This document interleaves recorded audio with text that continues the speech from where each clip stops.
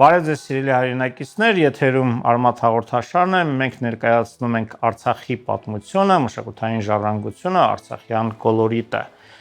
Արմաթ, քանզի եթե մենք չիմանանք անցյալը, չենք կարող կերտել մեր ներկան եւ ապագան։ Այսօրվա հաղորդման թեման Արցախի վաղ եւ զարգացած միջնադարի ճարտարապետությունն է։ Մեր զրուցակիցն է ճարտարապետության դոկտոր Լյուբա Կիրակոսյանը։ Բարև ձեզ Տիկին Կիրակոսյան, շնորհակալություն հրավերն ընդունելու համար։ Բարև ձեզ։ Արցախյան վաղ միջնադարյան ճարտարապետություն։ Դուք բավականին երկար ժամանակ աշխատել եք Տիգրանակերտի արշավախմբում եւ եղել եք Տիգրանակերտի արշավախմբի ճարտարապետը եւ մանրամասնորեն նաեւ ուսումնասիրել եք թե Խաչենի ներքնահավատի, թե ընդհանրապես Արցախի վաղ միջնադարյան ճարտարապետությունը։ Կարող եք ներկայացնել վաղ միջնադարի արցախյան ճարտարապետության առանձնահատկությունները։ Վաղ միջնադարը հայկական ճարտարապետության ընդհանրապես ոչ միայն Արցախի, այլ նաև այլ տարածաշրջանների կարելի է ասել, այսպես քիչ բացահայտված եւ հարցեր առաջացնող շրջանն է։ Եվ դա քրիստոնեական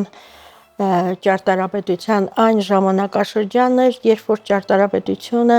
այսպես կարելի է ասել, նոր դավանանքի, նոր աշխարհընկալման պայմաններում սկսում էր իր քայլերը, առաջին քայլերը։ Եվ պիտի ասել, որ շատ հարցեր կան, որոնք դեռևս պարզաբանումների կարիք ունեն։ Արցախի վաղ քրիստոնեական ճարտարապետության հետ պետք է ասել, որ այդ հետազոտությունները, որոնք պիտի բացահայտեին Արցախյան վաղ միջնադարի ճարտարապետության մութ շերտերը, ավելի դժվարանում էր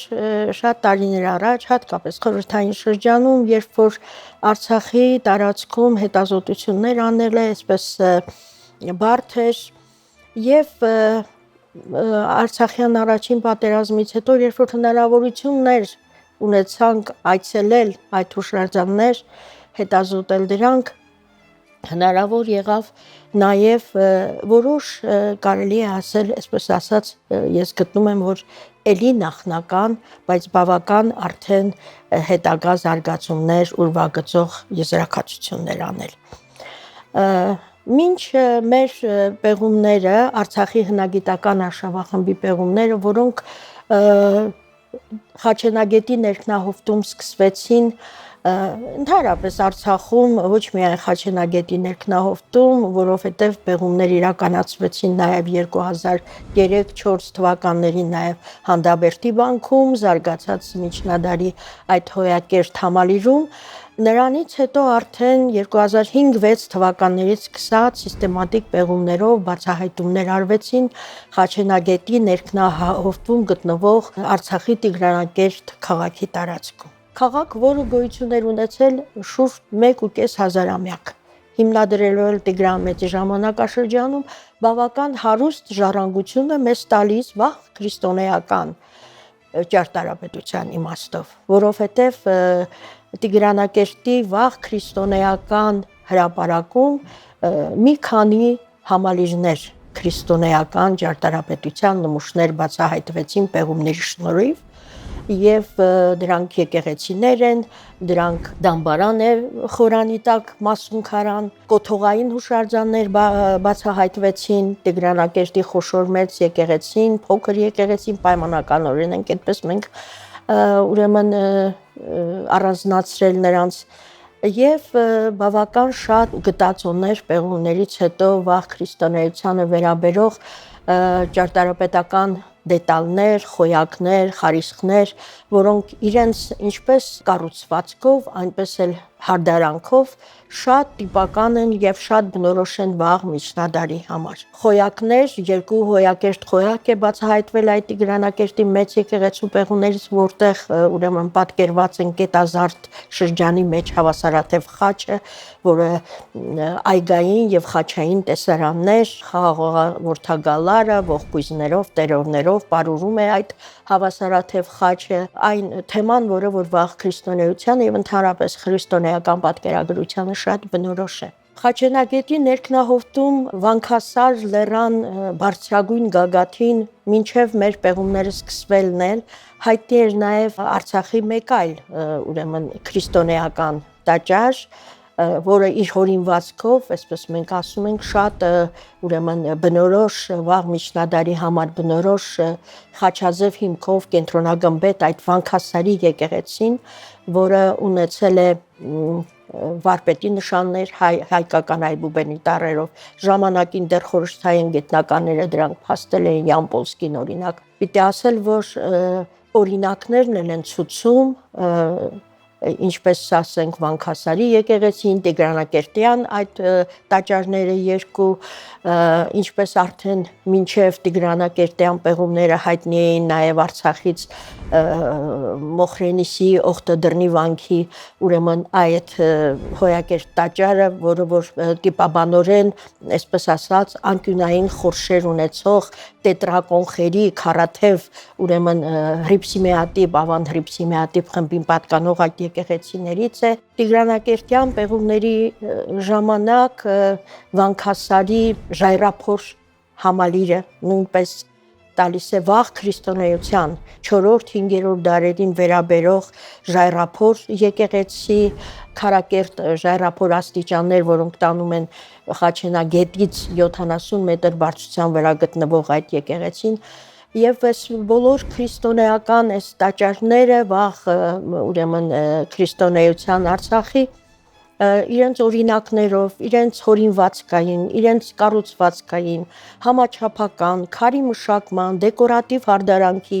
բոլոր տեսակի այս չափորոշիչներով իրենք ընդհանրություններ են դրսևորում նույն ժամանակաշրջանի հայկական լեռնաշխարհի այլ տարածաշրջանների հուշարձանների հետ։ Օրինակ Քաշաթաղի շրջանում գտնվող հայտնի Ծիծեռնավանքը, որը քրիստոնեական վաղ քրիստոնեական մյուս եկեղեցին է, այսպես ասած Եռանավ բազիլիկների խմբին պատկանող, այսպես ասած անալոգը ունի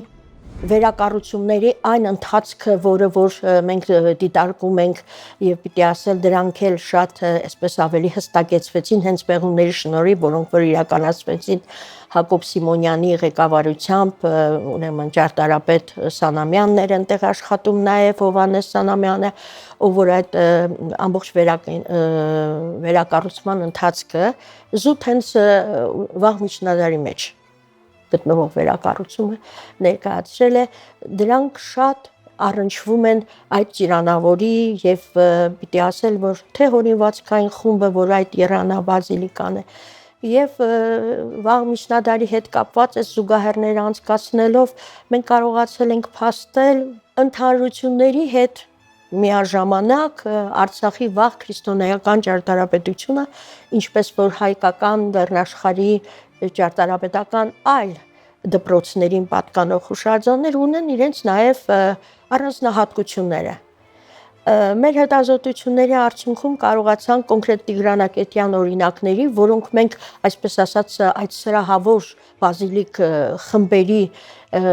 ընդհանրության մեջ, օրինակ Տիգրանակերտյան օրինակները բավական երկարաձիգ սրահներ են հատակագծում, ունեն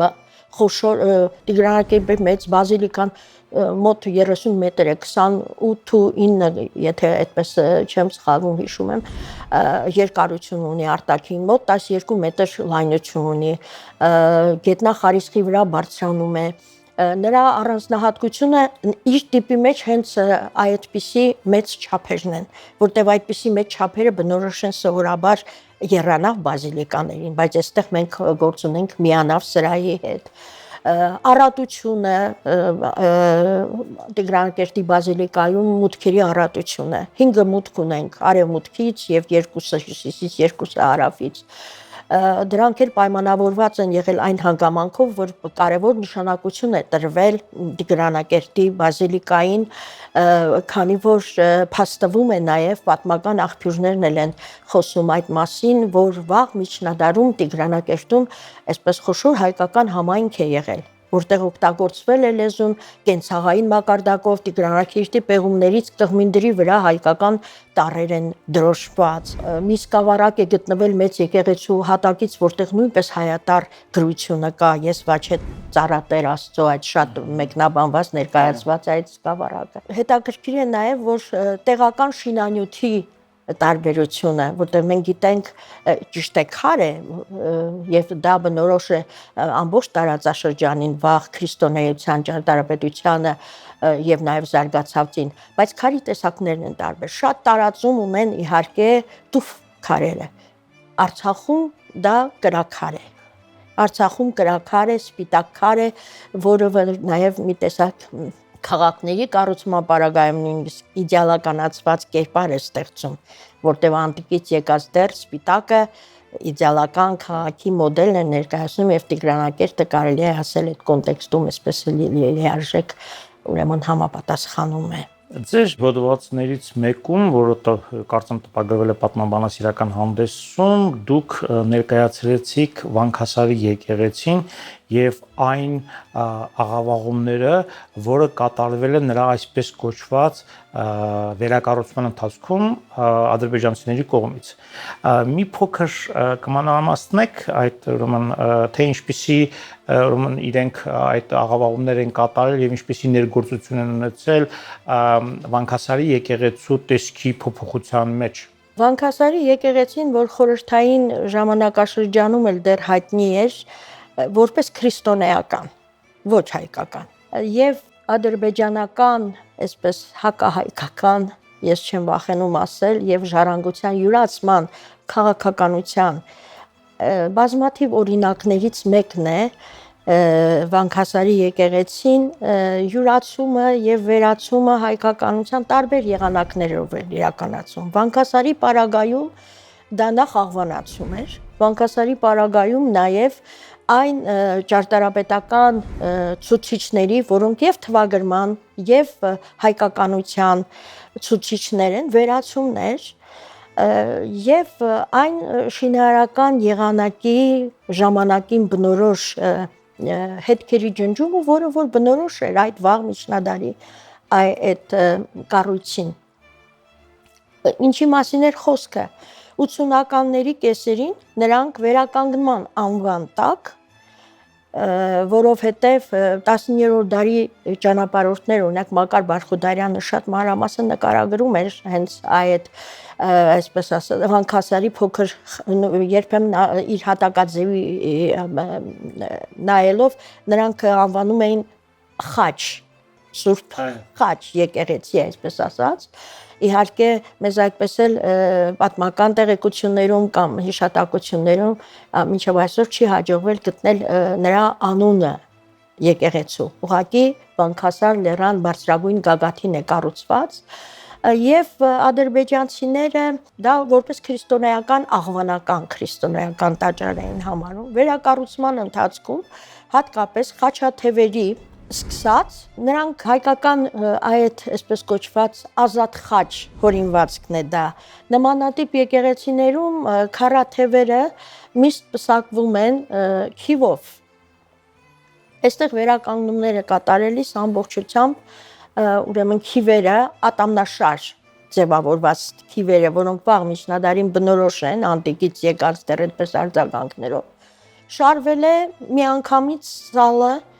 տանիքի սալը դրվել է շաղախի վրա, քիվերը բացակայում են։ Բոլոր նմանատիպ եկեղեցիներում շատ լավ այսպես մի հավաքածու ունի մենագրության տեսքով էլ ուրեմն ներկայացված է հենց այդ փոքր խաչաձև կենտրոնագետ եկեղեցիներին վերաբերվող, այնտեղ հավաքված են, ասենք Այլաբերի եկեղեցին է, նա եռախորան տիպն է որովհետև միախորանից մինչև քառախորան տիպ է։ Նրանք վերացրել են այդ ատամնաշար քիվերը, մի անգամից սալը դրել են շաղախի վրա։ Վերացված են նաև պատուհանների, քառաթևերում գտնվող պատուհանների այդ կամարակապ վերնամասերը, կամարունքերը, այսպես ասած, որոնք նույնպես այդ տիպի հուշարձաններում, զուգահեռներում Քարաշամբինն է, Այլաբերինն է, շատ հայտնի կենտրոնական Հայաստանի այդ հուշարձանները, այնտեղ բոլորը նմանատիպ են։ Շատ աղավաղված է նաև ինտերիերում։ կոնստրուկտիվ իմաստով այսպես անցումը գմբեթատակ քառակուսուց դեպի գմբեթին գմբեթի թմբուկը իրականացնելիս ներսում մենք ունենք անկյուններում ուրեմն այսպես տրոմպային անցումներ վաղ միջնադարին տրոմպն է շատ բնորոշ իրենք այստեղ շարել են առագաստներով որը այդ ժամանակաշրջանին այդ փոքրիկ կառույցներում այնքան էլ բնորոշ չէր արտաքին հարդարանքում շքամուտքերի, որոնք նույնպես վաղ միջնադարին շատ բնորոշ են, շքամուտքների, բարավորի, ուրեմն խաչային հորինվածքներ կրող, օրինակ արևմտյան մուտքի վրա ժամանակին խաչ է քանդակված եղել, խաչային հորինվածք, որը որ հենց այդ վերակարգման ժամանակ էլ այսպես մաքրվել է քարի վրա այդ փոսրակն է, եղցման եւ ուրեմն ջնջման հետքերն են երևում Պիտի ասել ոչ միայն ինքը եկեղեցին է իր վաղ միջնադարյան շատ տիպական կերպարը կորցրել, վերածվելով անհեթեթ մի կառույցի, այլ նաև ամբողջ միջավայրը, որովհետև պիտի ասել, որ այս տիպի եկեղեցիները կարելի է ասել այսպես հարային եկեղեցիներ չեն։ Սրանք փոքրիկ եկեղեցիներ էին, որոնք կառուցվում էին հիմնականում գերեզմանոցներում եւ օգտագործվում էին ավելի շատ այսպես նախարարական տների ուրեմն կարգավիճակում նրանք էին օգտագործում եւ շուրջը բնականաբար եւ տապանաքարեր կային եւ խաչքարեր կային կանգնեցված այդպիսի մի խաչքարեր, որոնք որ այո, այդ 19-րդ դարի ճանապարհորդները իրենք նույնպես տեսել են եւ ուրեմն այդպես փաստել են, խաչը նորից ջնջված Արցախի հանրապետության ժամանակահատվածում նա տեղափոխվեց Ասկերանի եկեղեցու բակում էր կանգնեցված։ Ահա այդպիսի աղավաղումներ էին արել ընդհանրապես եւ շքամուտքերի դրոշված հետքերը, որոնք երևում էին այդ ուրեմն կիսասյուներով, հետո ասենք կամարով պսակվող շքամուտքերը նույնպես չէին վերականգնվել ինչպես ժամանակի չնայած նրա բոլոր հետքերը կային դրանով փորձում էին ուրեմն այսպես հայկականությունը զուգահեռների մեջ ջնջել նրա հայկականությունը եւ ներկայացնել ուրիշ կերպ Դուք էլի ձեր մի հոդվածում բավականին մանրամասն անդրադարձել եք Անի Շիրակի ճարտարապետական դպրոցի եւ Արցախի ճարտարապետական դպրոցի ընդհանրությունների մասին Ինչպիսին էին այդ ընդհանրությունները եւ առանձնահատկությունները եւ այդ հոդվածում դուք նշում եք, որ Անի Շիրակի ճարտարապետական դպրոցը ավելի լավ է ուսումնասիրված, ավելի շուտ են սկսել ուսումնասիրել, քան Արցախի հայկական ճարտարապետության Արցախի դպրոցը։ Վաղ միջնադարի այս ընդհանրությունների եւ իհարկե նաեւ այդ ընդհանրությունների մեջ որոշակի օրինաչափությունների դրսեւորումը շարունակություն է ստանում նաև զարգացած միջնադարում։ Զարգացած միջնադարը այնպիսի մի ժամանակաշրջան է, որ հայկական ճարտարապետության մեջ մենք դա գիտենք, իհարկե, այսպես առանձնացնում ենք դպրոցները, որոնք այսպես պայմանավորված էին տարածաշրջանային առանձնահատկություններով, պայմանավորված էին շինարարական ավանդույթով Եվ իհարկե շատ կարևոր էր լինում նաև այստեղ վարպետների ձեռագիրը, կերտող վարպետների։ Ինչ վերաբերում է Անի Շիրակի ճարտարապետական եւ Արցախի ճարտարապետական դպրոցների առնչություններին եւ առանձնահատկություններին, պետք է ասել, որ իհարկե տիպաբանական իմաստով, հորինվածքային իմաստով բոլոր դպրոցները, այսպես կարելի է ասել, շատ հստակ կերպով հետևում են վաղ միջնադարի հայկական ճարտարապետության, այդ հատակագծային հորինվածքներին, տիպաբանությանը, բայց նախապատմությունը այս կամ այն դպրոցում տրվում է որևէ տիպին։ Պիտի ասել, որ եթե Անի Շիրակի ճարտարապետական դպրոցում մենք բավական շատ հանդիպում ենք նաև վաղ միջնադարում մեր ճարտարապետությանը բնորոշ բոլոր հորինվածքային տիպերը եւ Բագրատունիների հենց շրջանը իր արչեւ կարծես խնդիր էր դրել վաղ միջնադարի հայկական ճարտարապետության եկեղեցաշինական ճարտարապետության բոլոր հորինվածքային տիպերը մայրաքաղաքում տեսնել եւ այստեղ մենք հանդիպում ենք գմբեթավոր բազիլիկաների, միանավ սրահների, խաչաձև հիմքով կենտրոնագմբեթ հորինվածքների Արցախի պարագայում բավական շատ տարածում ունեն կարելի է ասել սրահավոր եկեղեցիները։ Եվ դա վերաբերում է գմբեթավոր դահլիճներին, օրինակ Արցախի շատ այսպես նշանային եւ այդպես արտահայտիչ վանական համալիրներից Գանձասարը գմբեթավոր դահլիճի հորինվածք է, որը Արցախում նույնպես Անիում նույնպես օգտագործվել է։ Եթե Անիում շատ են բազմազանություն կա, Արցախում նավահատությունը տալիս են ավելի ուղղանկյունաձև երկարաձիգ հորինվածքներին։ Դրանք նույնիսկ ուշ միջնադարում արդեն գմբեթներ էլ չունեին։ Չնայած դա բնորոշ էր հայկական ճարտարապետության ուշ միջնադարին ընդհանրապես։ Կարևոր էր եւ առանձնահատկություն էր նաեւ Արցախի ճարտարապետության մեջ, որը Անիում համարյա թե այդպես չի էլ հանդիպում, ուղղանկյունաձև խորանների կառուցումը, ուղղանկյունաձև խորանների, որը մենք հենց Հանդաբերդի վանքում էլ փաստել ենք մեր պեղումներով Հանդաբերդի վանքը, որը իր կազմում ուրեմն գավիթի շուրջը խմբված ուրեմն զանգագատան 5 ուրեմն փոքրիկ եկեղեցի մատորների ամբողջություն է, առանձին կանգնած այդ հյուսիսային նաև եկեղեցին, այնտեղ ուղղանկյունաձև են խորանները, որը ընդհանրապես իհարկե բացառություն չկա, բացառված չէ հայկական կենտրոնական Հայաստանի այլ հուշարձաններում, օրինակ վաղ միջնադարի Արագյուղի եկեղեցին, ուրեմն Արագածոտնի մարզ է, դա այնտեղ նույնպես հանդիպում ենք մենք ուղղանկյունաձև խորանի, բայց Արցախում դա բավական տարածում ունի։ Հետո շատ հետաքրքիր էր, որ չափագրությունների եւ աշխատանքների ընթացքում ես փաստեցի, մենք գիտենք քրիստոնեական տաճարը հստակ ուղղվածություն ունի, արևելք-արևմուտքը, գլխավոր առանցքը ուրեմն այդ կողմնորոշումը։ Արցախյան օրինակներում երևի թե դա ոչ թե այնքան որպես միշտ մի փոքր այդ առանցքից շեղում էր տալիս։ Միշտ մի փոքր այդ առանցքից շեղում էր տալիս եւ դա ես ինքս կոնկրետ դիտարկում եմ ոչ թե որպես այսպես առանձնահատկություն։ Ուղղակի շինարարության ընթացքում գուցե թե հերացված լինելով կենտրոնական, որտեղ կանոնը խստագույնս ուրեմն հետևում էր, վերահսկվում էր կառուցումները եկեղեցիների հստակ ուրեմն կանոնով կառուցվում էին, շինարարության ընթացքում գուցեև ինչ որ այդպես մի փոքր շեղումներ եղել են։ Արցախյան հուշարձաններում առնչությունների հետ կապված պետք է ասեմ, որ Անի Շիրակը, քանի որ մենք միշտ այսպես առանձնացնում ենք հայկական ճարտարապետության մեջ դպրոցի իմաստով եւ դա կարելի ասել հիմա ընդունված է շատ ասում ենք էլիտար էր, բարձրակարգ ճարտարապետություն էր, որը կարծես թե այսպես տոն էր տալիս, թելադրում էր եւ Անի վարպետները ամբողջ տարածաշրջանով մեկ իրենց հմտությունները նաև ուրիշ տեղերում դրսևորում էին եւ կառուցում էին եւ այդ փաստերին մենք նույնպես ականատես ենք եղել եւ նույնպես ֆիքսված է օրինակ Բրի եղցի համալիրում Արցախի հենց անեցի վարպետը ինքը ստորագրել է վարպետ Խաչենիկ այո կամ վարպետ Շահենը այսինքն Անի վարպետները կառուցում էին նաև Անիում արտաքին ճարտարապետության մեջ նույնպես առնչություններ ենք տեսնում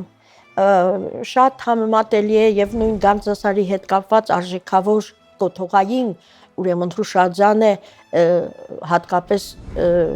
գմբեթը Գանձասարի գմբեթը որ իր այսպես առնչությունը գտնում է նաեւ դեկորատիվ հարդարանքի եւ Անիի ճարտարապետության մեջ այդ որմասյուները երեք քառորդ որմասյուները որ թմբուկին հպված են եւ որոնց վրա կամարաշարեր է այդպես որոնց արանքում նաեւ հարդարանքի այսպես զարդանախշեր տարբեր գտիտորական պատկերներ Գանձասարում օրինակ իշխանն է իշխանած իշխան ուրեմն Հասան Ջալալը այնտեղ մենք արդեն տեսնում ենք Զաքարյան իշխանները որոնք նույնպես իրենց գտիտորական դրոշմը թողել են հենց թմբուկի վրա հարդարանքի տարրերում զարդանախշերում նույնպես առողջությունները դրսևորվում են Շնորհակալություն Սիրելի հայրենակիցներ մենք ավարտեցինք մեր հերթական հաղորդումը մեզ կարող եք դիտել Երկիր մեդիայի YouTube-յան ալիքում եւ Facebook-յան սոցիալական ցանցում։ Բարին ձեզ կհանդիպենք։